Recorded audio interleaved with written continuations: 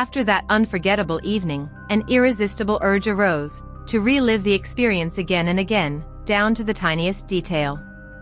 A pleasant languor spread through her entire body. It all began on that remarkable night when the sky above the old dacha seemed to split open, unleashing the full fury of the elements. Each peal of thunder sounded like a summons, and flashes of lightning, like spotlights on a film set, kept snatching secrets from the darkness, secrets long hidden deep within her soul. The relentless downpour drummed against the roof, creating an atmosphere of cozy intimacy, yet simultaneously evoking a sense of complete, nerve-wracking isolation. Cut off from the outside world, the two of them found this very circumstance stoking the flames of an extraordinary, almost teasing intrigue beginning to spark between them.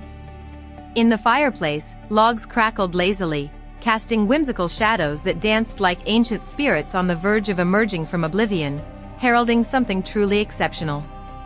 Elizaveta Ivanovna, blessed, as she herself put it, with rather ample curves to which she'd grown accustomed as something utterly ordinary, suddenly felt alive again. Not merely alive, but reborn, like a phoenix rising from ashes, albeit a particularly voluptuous one. Her eyes, once dulled beneath layers of everyday dust, now sparkled with a long-forgotten fire. Across from her sat Ivan Petrovich, her son-in-law. His silhouette was sharply outlined against the storm-lit window, his usually stern and focused face now relaxed, almost detached, as if he were watching a fascinating spectacle. And then, in that very instant, when he absent-mindedly brushed her hand, everything changed. There was nothing overt in that touch, no clear signal, no bold gesture, yet it pierced through her like a fine, sharp needle, awakening something deep within that she'd long believed dead. A wave of warmth shot up her arm and spread through her entire body, enveloping her like a soft, fluffy cloud. She'd been certain the evening would pass as usual, quiet, predictable, uneventful. But then the lightning outside flashed like strobe lights at a 90s disco, illuminating his eyes, in which she suddenly glimpsed something entirely new, something that had either escaped her notice before or that she simply hadn't wanted to see. His gaze was deep, penetrating, holding a mystery she now burned to unravel. The rain drummed its rhythm on the roof, drowning out the frantic pounding of her heart, which felt ready to leap from her chest and dance the lambada. In that moment, she understood with perfect clarity, a real secret had been born in that fleeting touch, a secret that, like a climbing vine, had already begun entwining them more tightly than the old, forgotten ropes in the attic. It wasn't just a touch, it was silent consent. Consent to the unknown, to something capable of turning her world upside down and sprinkling it with candy. How had Elizaveta Ivanovna, a woman who'd always prided herself on her honesty and impeccable reputation, come to this?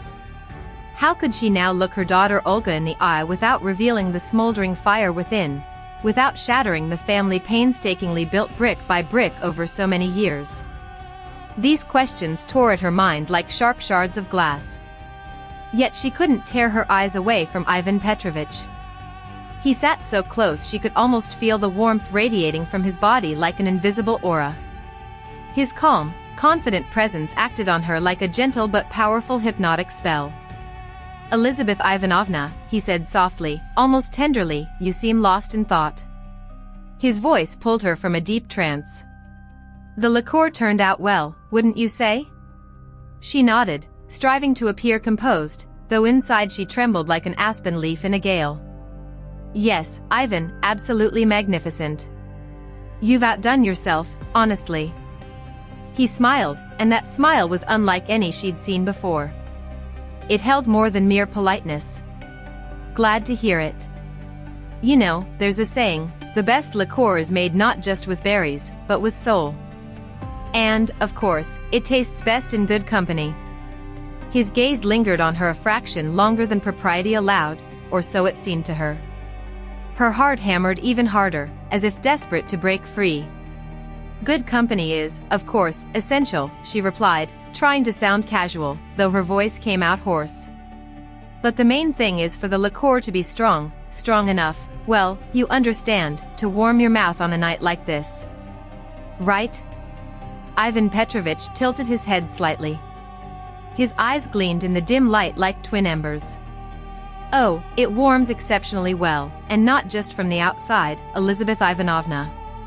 Sometimes it reaches much, much deeper. Doesn't it? A blush spread across her cheeks, and she quickly turned away, praying he hadn't noticed. Who could say what stirred inside a person when a real hurricane raged outside and the fireplace blazed like passion itself? Exactly, he murmured, and in that moment, his gaze, like invisible tendrils, began slowly tracing every curve of her body. Nights like this have a way of revealing the hidden corners of the soul, the ones we guard so carefully, even from ourselves. He didn't yet know that within 24 hours, his entire world would be turned upside down. Her breath caught. This night, saturated with damp air and the scent of smoke, had suddenly overturned her life like an old, forgotten samovar, inside which an untamable desire to live and feel now boiled fiercely.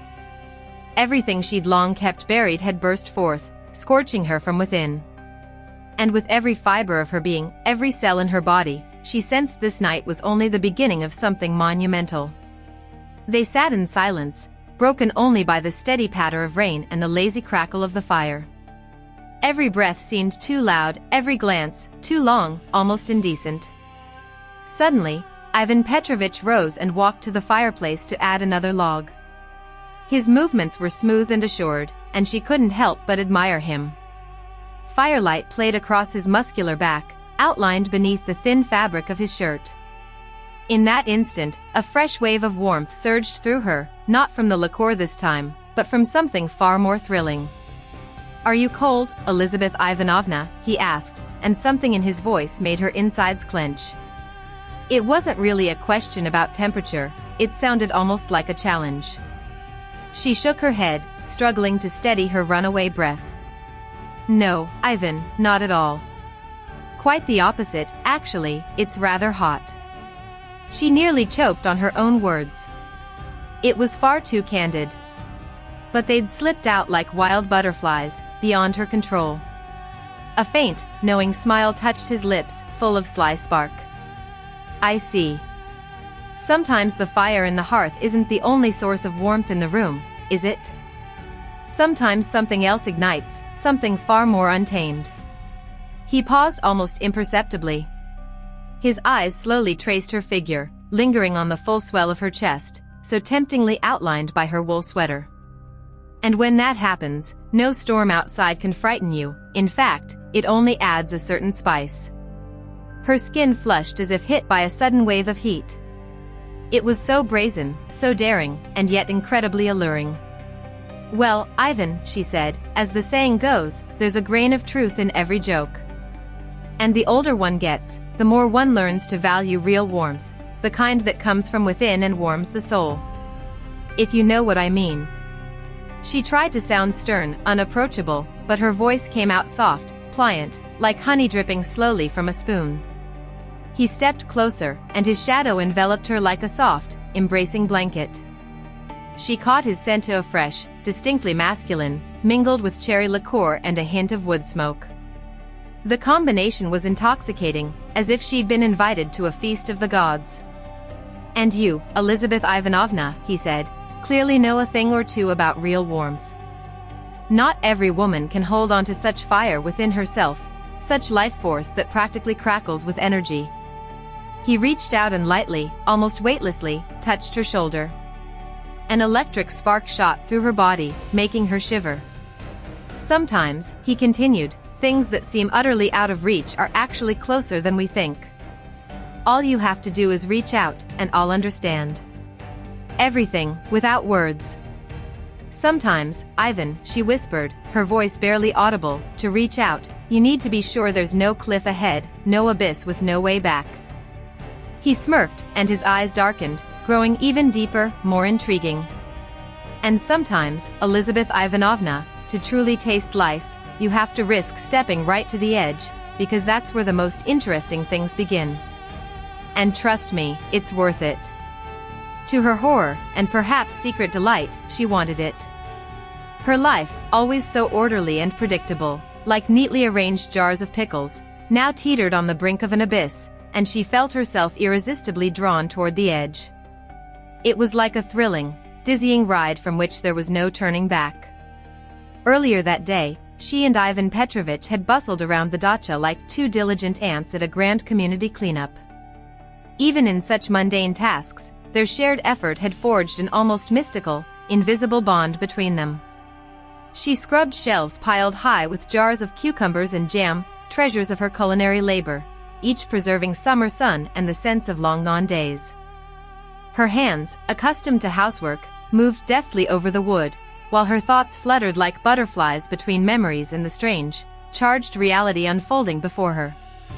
Meanwhile, Ivan Petrovich, lean, with hands seemingly made not only for axes and carpentry but for something far more tender, repaired the squeaky shed door. Every hammer strike, every creak of the hinge resonated deep within her, as if foretelling something imminent, something hanging in the very air.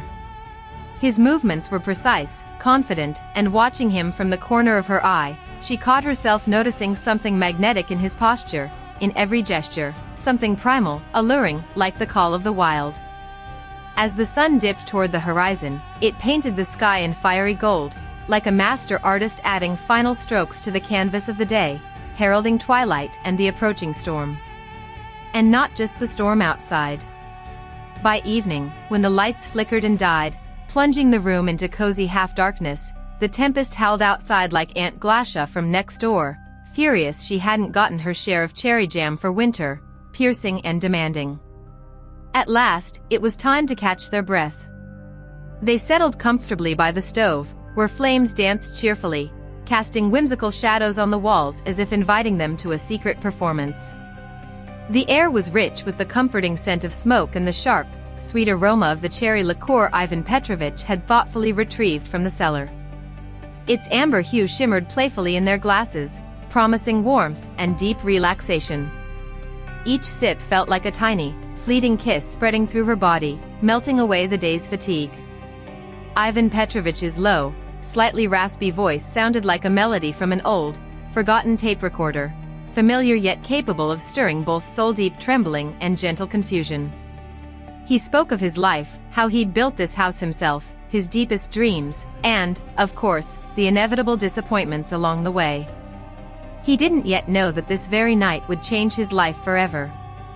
And then, in one of those pauses, when she lifted her eyes to meet his, he spoke the words that would ignite everything. They fell onto her heart like glowing embers, setting it ablaze. He looked at her with a tenderness entirely new, utterly unfamiliar. His gaze was so piercing she nearly turned away to hide her fluster. "You, Elizaveta Ivanovna," he began, his voice as deep as a bottomless pool one longed to drown in completely, "are still a real temptation." He paused slightly, a faint, barely perceptible smile playing on his lips. A temptation for any man, capable of stealing his peace, his sleep, even his reason. "I'm not joking." Her cheeks burned as if she were back at the village club dances of her youth, when she'd been asked for the slowest waltz and felt like the most desired woman in the world. Her heart fluttered like a caged bird desperate to escape. "What are you saying, Ivan?" Her voice came out too high, almost squeaky, though she strained to sound stern and distant. "I'm your mother-in-law, for heaven's sake, and I'm hardly 16, to be accepting such compliments." He simply shook his head slightly, his eyes never leaving hers, a mischievous spark dancing in their depths. "Age is just a number, Elizaveta Ivanovna. Sometimes the soul stays young, and the body can become even more alluring than in youth, if one knows how to appreciate it." He looked at her in a way that sent shivers down her spine. Sometimes, the truest treasure is revealed only with time. His words wrapped around her like an invisible yet dense blanket, woven from intangible threads. A wave of searing warmth spread through her, pleasant yet burning. She tried to resist, to summon inner reserves of detachment, but her body seemed to ignore these efforts entirely. It lived in its own world now, obeying its own clear, undeniable desires. The entire world seemed to shrink to this small space, just the two of them, isolated from everything by the storm outside and the cozy flames dancing in the fireplace. They were in their own secret sanctuary. And then, he leaned in. Suddenly, firmly, decisively, and so achingly desired. At that exact moment, A thunderclap roared with such force the dacha trembled like an old galosh forgotten in a running washing machine. What followed was no mere thunder. It was a true peal of thunder, as if heaven itself were affirming their reckless impulse, their defiant challenge to fate. Yet the heroine heard none of the thunder's roar. All she perceived was her own breath, now quick and uneven, and the pounding of her heart echoing somewhere in her ears. Now a question loomed before her: what would she do once this outer storm finally subsided? For the tempest within her soul was only gathering strength, threatening to sweep away everything in its path like an unstoppable torrent.